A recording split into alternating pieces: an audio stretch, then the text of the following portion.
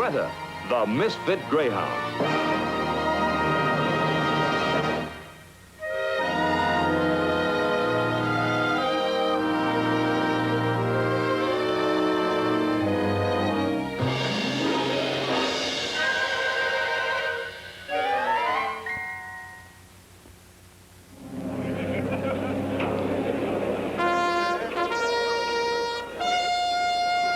Greyhounds are the fastest dogs in the world, and racing them has always appealed to man's sporting blood. From its informal beginnings back in ancient times, it has grown into a big business. Luxurious racing parks cater to the spectator's pleasure, and state-appointed officials are always on the job at each racetrack to make sure that before each race, every dog entered is in the best possible shape to compete with dogs of equal ability.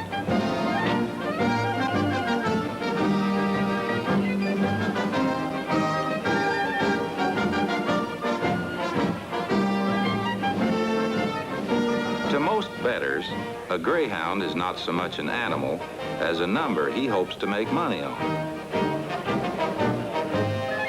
And as each greyhound is okayed for the race and paraded out from paddock to track with suitable ceremony, the personalities of the individual dogs fade away, and each one becomes a potential speed machine, identifiable from the others only by its number.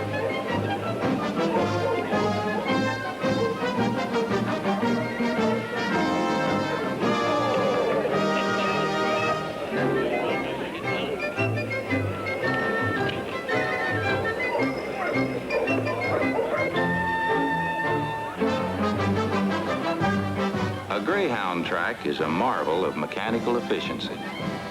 The doors of the starting boxes are electrically operated. They open with split-second precision, releasing the dogs, who sprint down the track in pursuit of a mechanical rabbit, which in turn is controlled so that it's always about 50 feet ahead of the fastest dogs.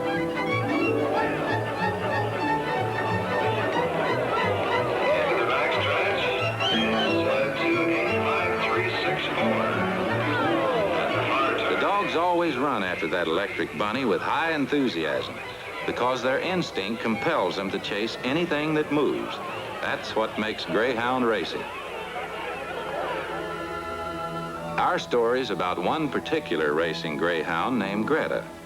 And a good place to begin would be the day a beat-up old truck rolled onto the grounds of an Arizona track, driven by one of the less elegant members of the racing fraternity.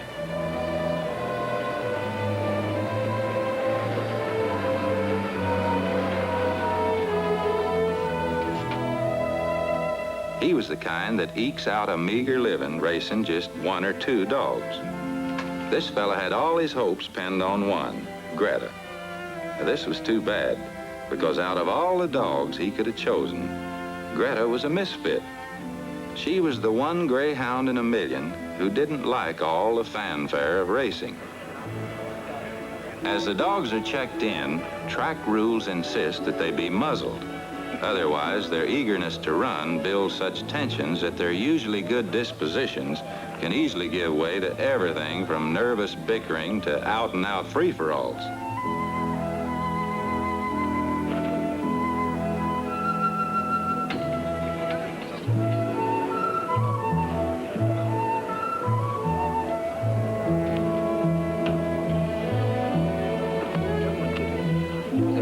They could have saved the wear and tear on Greta's muzzle.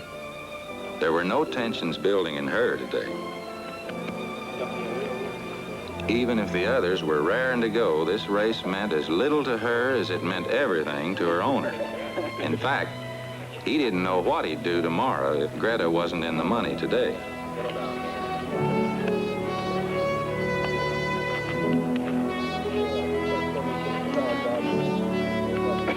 And Annie's attitude was the essence of everything Greta wanted to get away from.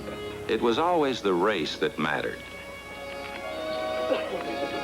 It seemed to her that although she was treated with care, there was never affection.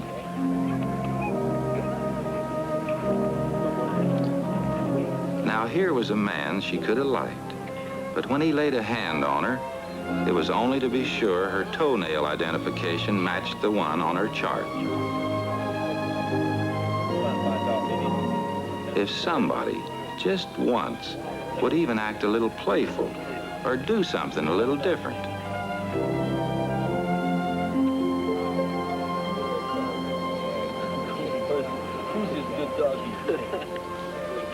Experience and a strong time sense told Greta that she and the other dogs were about to be paraded down to the track for the same old 6s and 7s.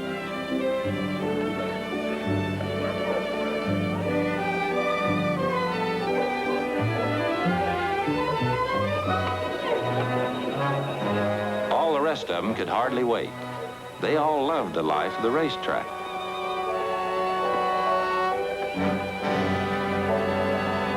Some of them got so excited that the lure always had to be covered up while the dogs were taken to the starting boxes. The gates are closed.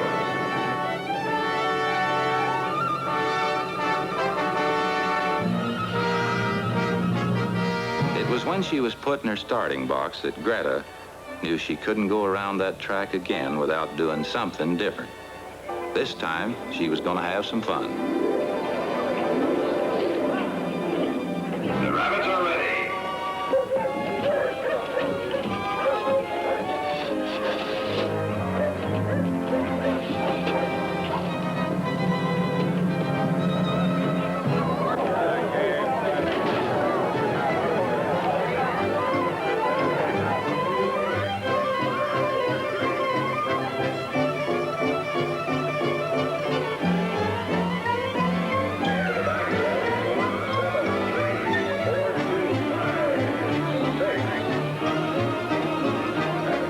Greta was through with feeling like a mindless automatic number, sprinting around the track and never getting close to the quarry. She was going to get out of that pack of numbers and think for herself for once.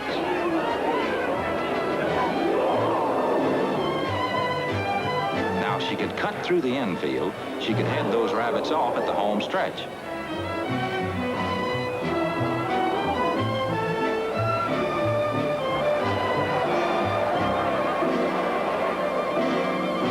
At first, there was a feeling of pride in what she had done.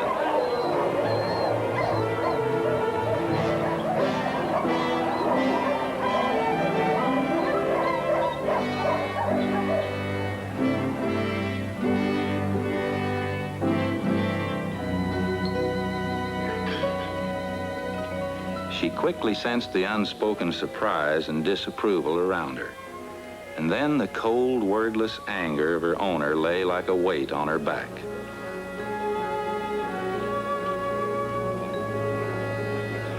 Greta's moment of rebellion was more successful than she knew, for it barred her from ever racing again. To a fringe operator, there's nothing as useless as a greyhound who's been barred from racing.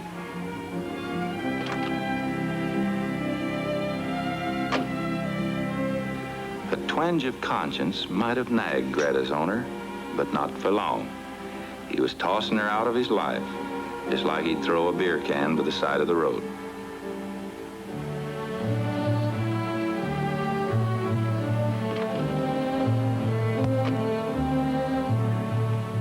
For most of her life, this makeshift kennel had been her only home. Now, for a reason she couldn't understand, it was going out of her life.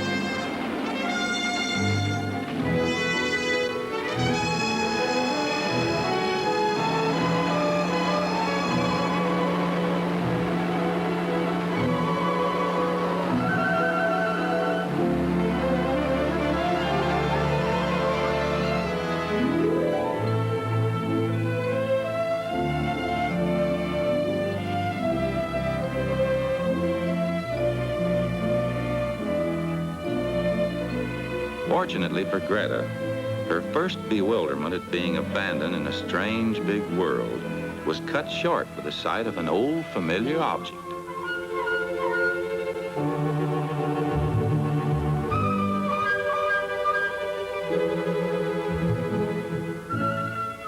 She had always suspected that some important element was missing on the racetrack. Now she knew. This was fun, real excitement. Now the rabbit was keeping her hopping, and Greta couldn't plan the shortcuts.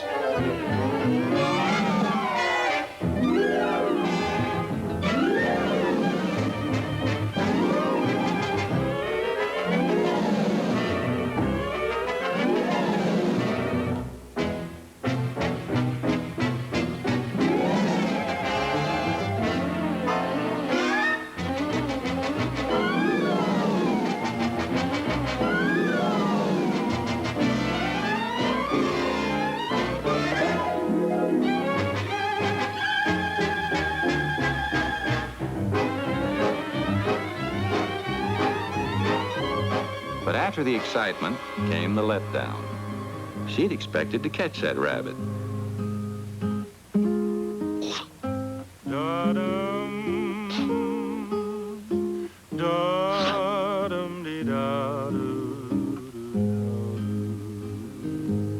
She was a hungry greyhound without any home in a world where nature takes care of her own. All around, wild critters could hunt for game, but Greta was much too tame.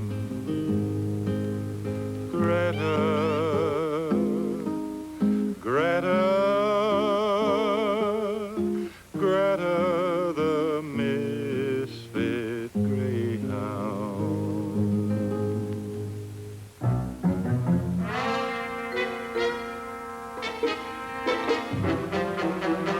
Greta's curiosity about one fella who seemed to enjoy life in a basement apartment got the best of her to the point where she was downright snoopy.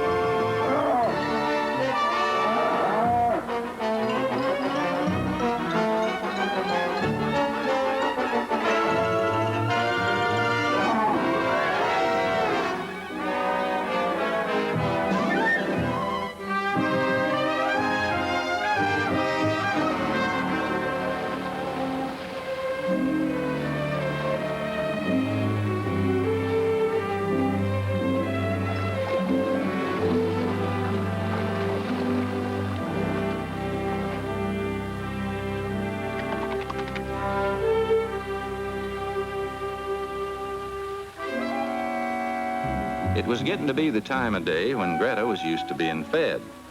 Her stomach was reminding her to the extent that she was willing to try for the title of the first fishing greyhound.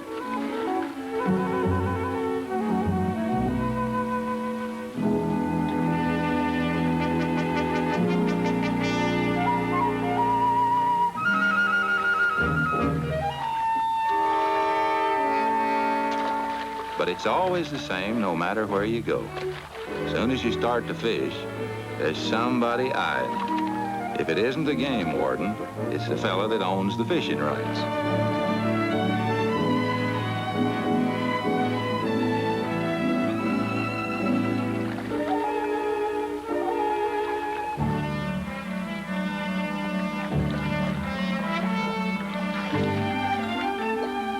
But Greta's strongest instinct had yet to be tempered by common sense. She still went by the philosophy that if it ran, you chased it.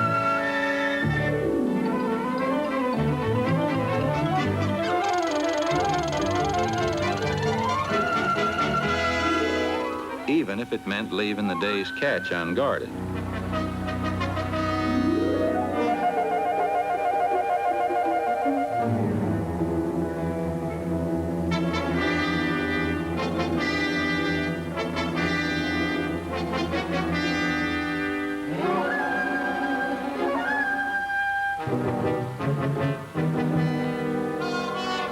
It wasn't until she saw her dinner disappearing up the tree that she realized she'd have to make a few changes in her way of life.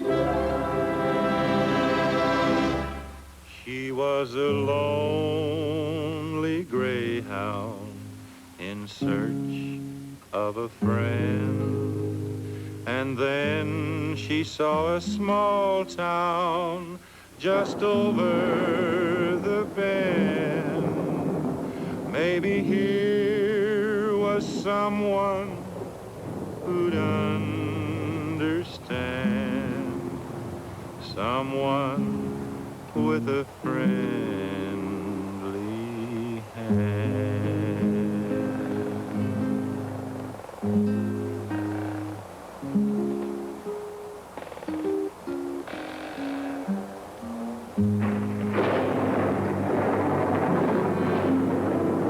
Every animal domesticated by man seems to know that only man is responsible for buildings. But the men responsible for these buildings had left the scene many years ago, and only a ghost of a wind remained to whisper of gold and gaiety, long gone.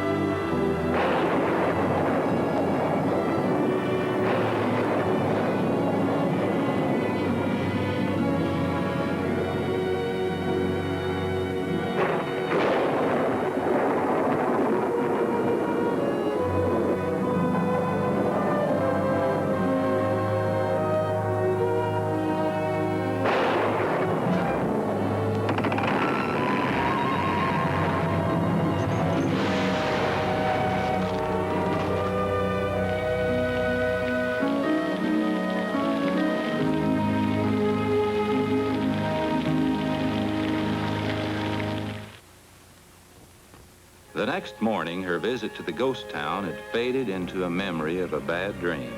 Her efforts to feed herself had produced nothing but food for thought. And as she was about to give up, along came one of the vast horde of national insects called litter bugs. But all it offered was a banana peel, an eggshell, and an old crust of bread.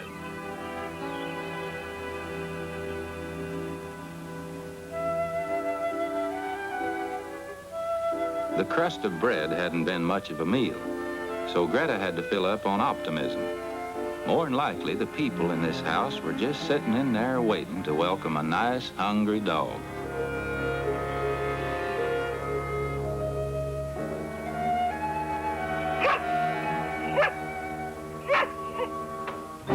Get out of here, get!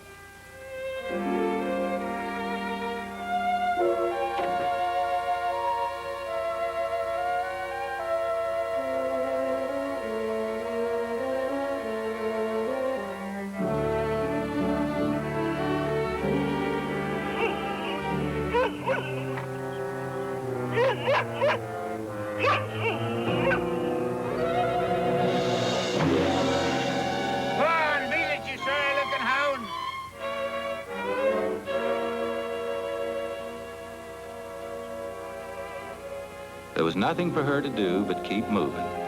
Her feet, already tender from the miles behind her, protested at every step over the cruel, dark rocks that seemed to have no ending. Her painful progress had only one thing in its favor. It took her mind off of the ever-increasing hunger.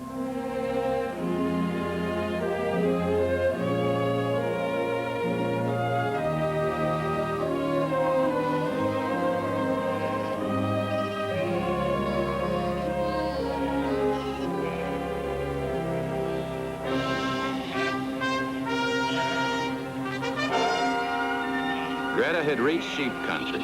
What she saw was the combined flocks of several Basque sheep herders. She had no idea what this was all about or what the animals were that dotted the landscape in such abundance. But among them moved men and dogs.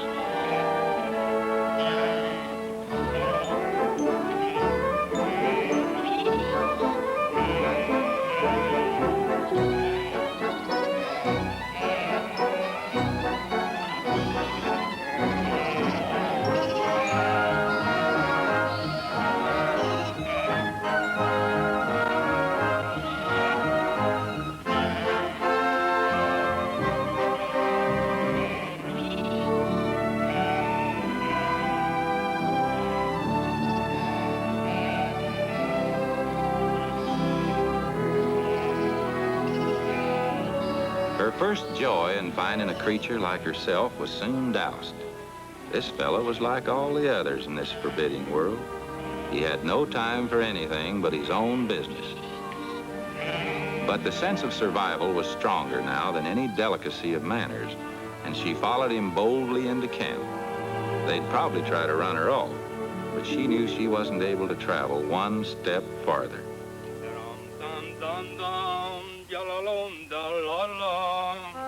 Chip, ready for the supper? Ave Maria, where'd you get your friend? It's a dog or sack of bones? Excuse me, dog. Come to me. Come to Domingo. You pretty smart dog. Come and just arrive for the supper.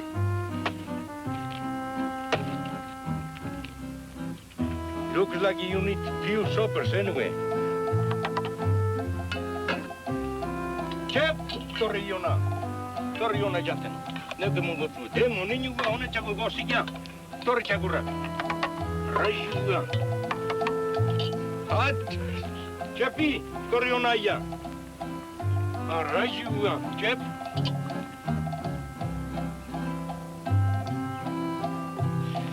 Well, hello, my skinny little friend. Yallo lila. Now, we're gonna put you sheepskin shoes, and you're gonna be walking like it new again, 2-3 days. So maybe number 6, maybe number 3. I don't know what size you use, but we're gonna try.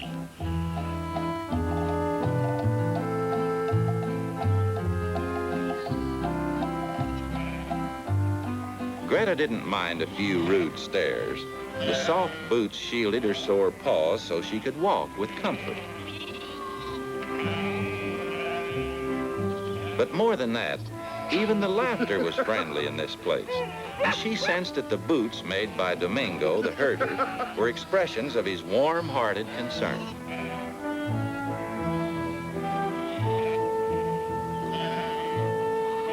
In the first days, nothing in this woolly new place made sense. Greta didn't understand Chip's sudden dash to a small bunch that had drifted away from the others, or his never-ending vigil over these uninteresting creatures.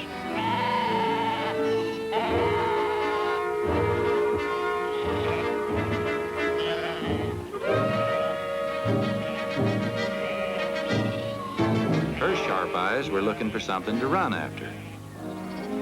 How near that something was, only Chip realized. In sheep country, the coyotes always know when a small flock drifts off from the others, and when one lone dog has got his hands full. Then they can play their old coyote game, with everything stacked in their favor. This game started as soon as one of them had hidden himself in the brush, and the other gave the signal to go. They knew a coyote howl coming from close by always played on a sheepdog's protective instinct and brought him running to chase the menace away.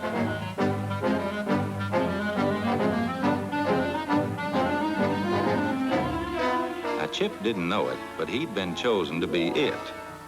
Coyote number 1 used all kinds of delaying tactics guaranteed to fool a dog, so that Chip unsuspecting, was away from the very flock he was trying to protect when coyote number 2 moved in according to plan.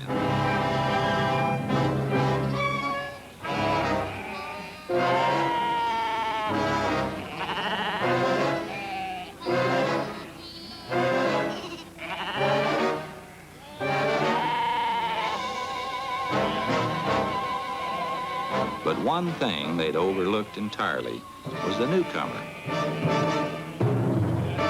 Her far-seeing greyhound eyes spotted the activity out in the flock.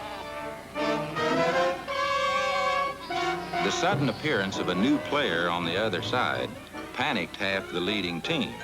Nothing like this had ever happened before in all the long history of the Sagebrush League, where the coyotes up to now had always written the rules.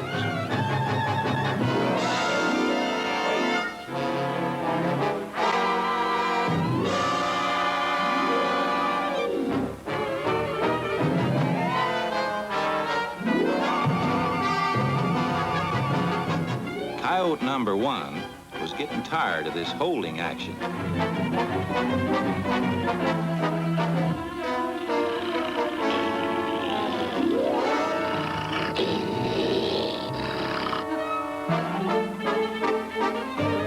He looked around for his teammate and then saw Greta.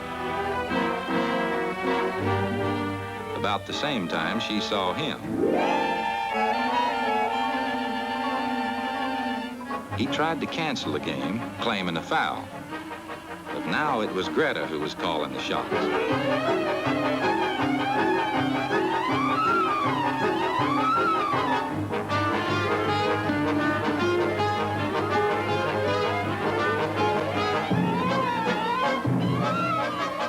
And although the coyote was a great broken field runner, he was no match for a greyhound.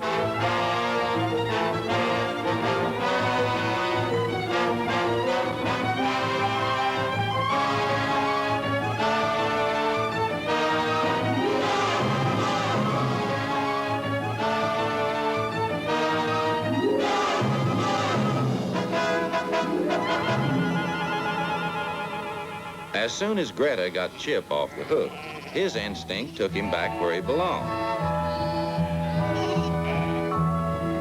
And Greta reveled in the pure pleasure of knowing she could scatter coyotes better than anybody.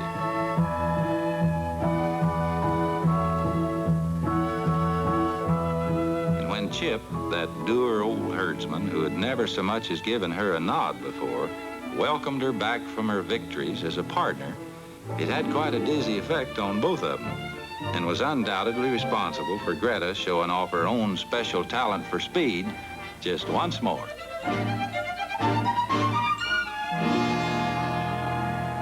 The news of Greta's coyote stampede swept the other camps like wildfire. It was the best excuse for a party these Basque sheepmen had had all year.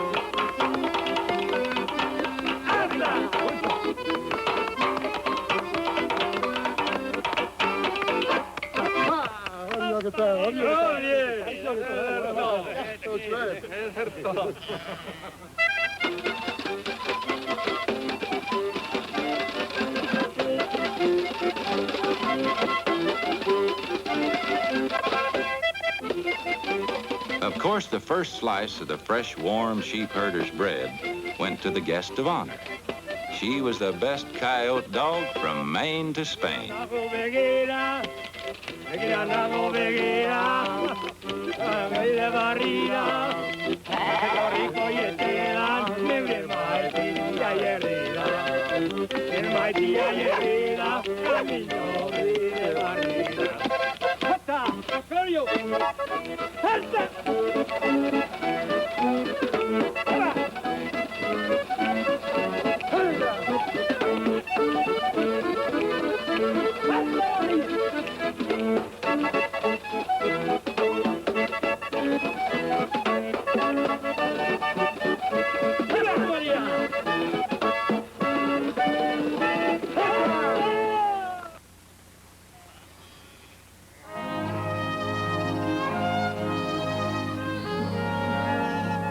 Then it was time for the big herds to move on to the higher pasture country.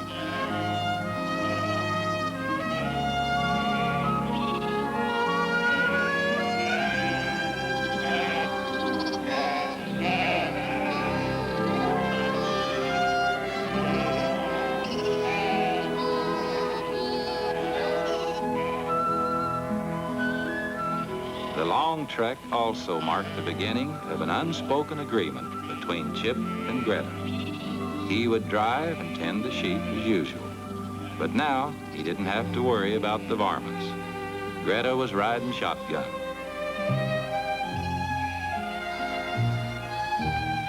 With all the wisdom of his Basque ancestry, Domingo recognized Greta's deep need for making a useful place for herself in these unlikely surroundings.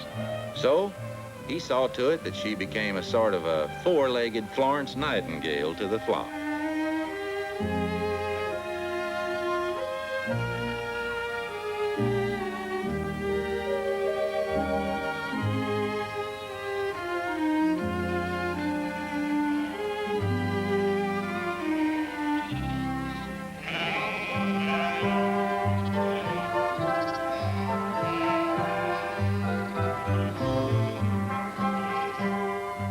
By the time Domingo was ready to establish a new camp, he gave Greta the added responsibility of helping bring in their supplies.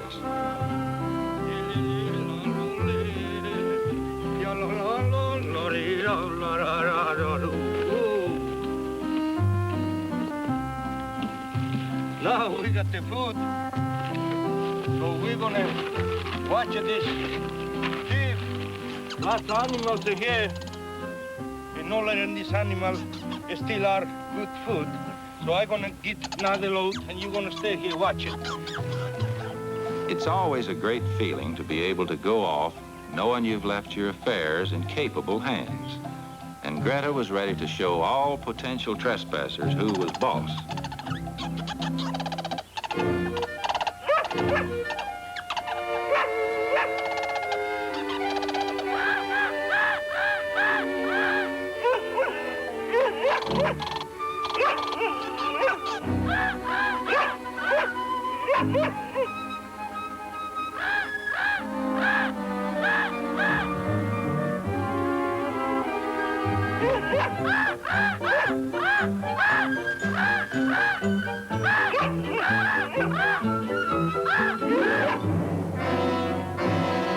But nobody had told her that prowlers in that country came in shapes and sizes she'd never dreamed of.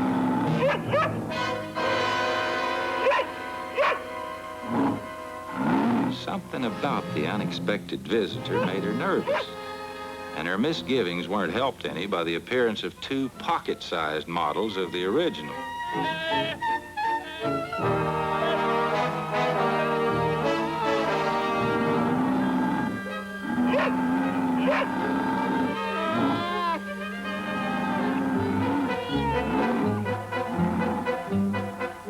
Until she could find some way to get rid of these crashers, all she could do was bark.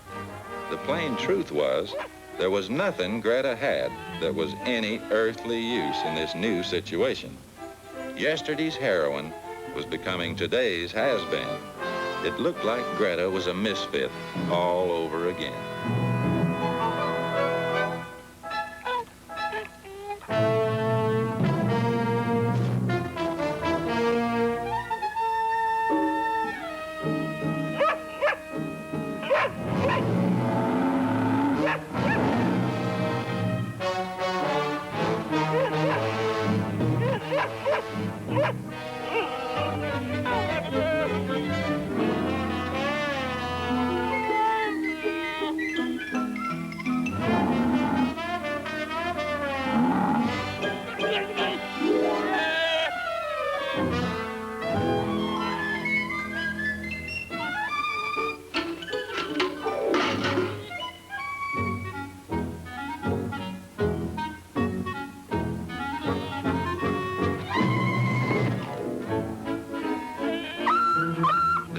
Were out-and-out hoodlums, but it wasn't surprising when you figured the example their ma was setting.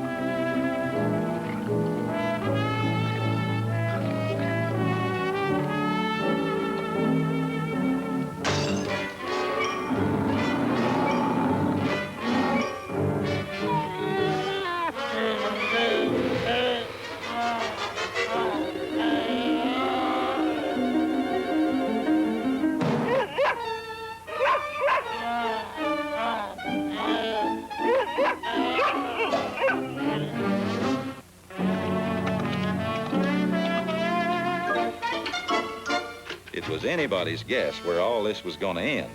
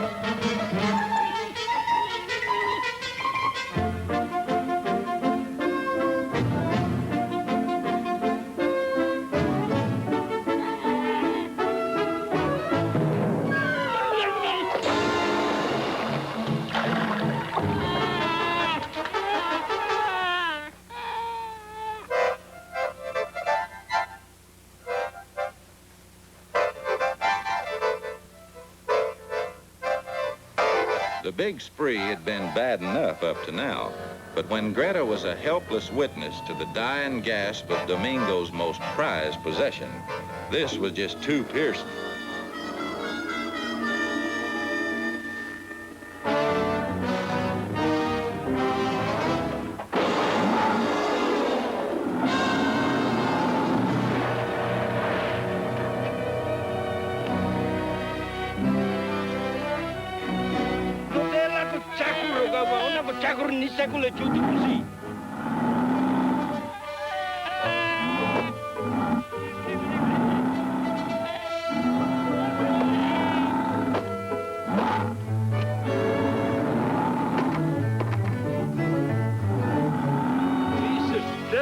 Look at my camp. Eat all my food, this crazy bird. Niko na ko cakur sekule cutu kusi. Dakar industria atrapaten juga ta. Animal jama jogemen, oksua. Dero serja bigemen. What's the matter you? What kind of a dog you are? I trust you. I tell you, watch this camp. And I find everything gone.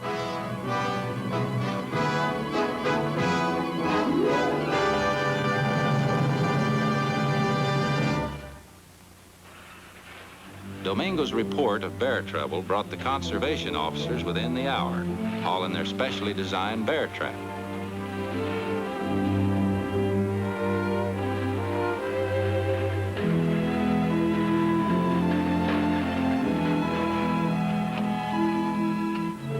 Glad to see you guys. Say, looks like you really had some trouble here, haven't you? He told this morning. He told the group. Tear it up this morning? Yeah. Man, that's too bad. In spite of Domingo's Basque-flavored runaway English, the men learned that the camp wreckers had moved on to the upper meadow. As they outlined how they'd placed the trap to best advantage up there, Greta looked skeptical. There was plenty of room for the bears in this thing, but exactly how were you going to get them in there? How many bear came into camp? 3. 3. 2 little ones and the mother. 2 cubs and the old mother. Yeah. If we could catch those 2 cubs and get them in here, first, the old mother will come in on her own. Come on, Phil, let's go and get him.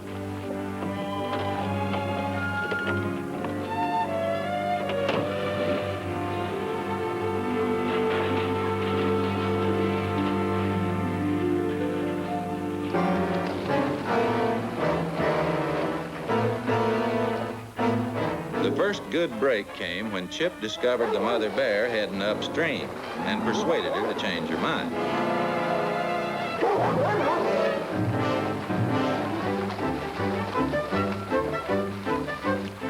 The cubs were tagging along not far behind her. In fact, they were just about where Greta thought they'd be.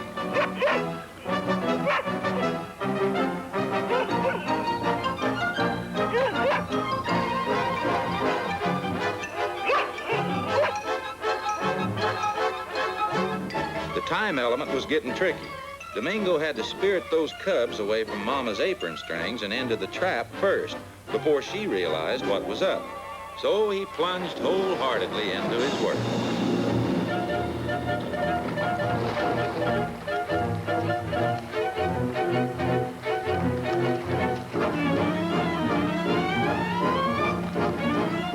By the time the officers found a likely spot, Domingo had routed the cubs up into the clearing.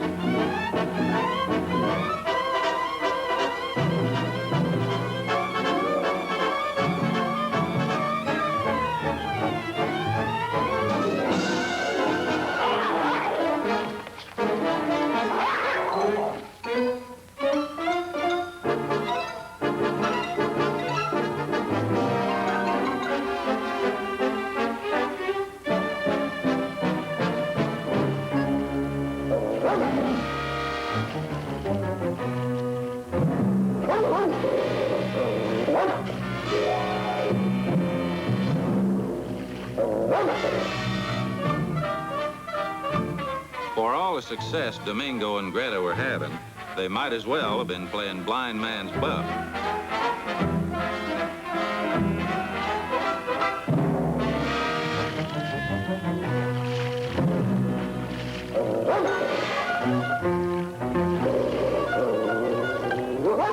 The whole thing might have fallen apart right then and there if the cubs, in their innocence, hadn't shinnied up a stump.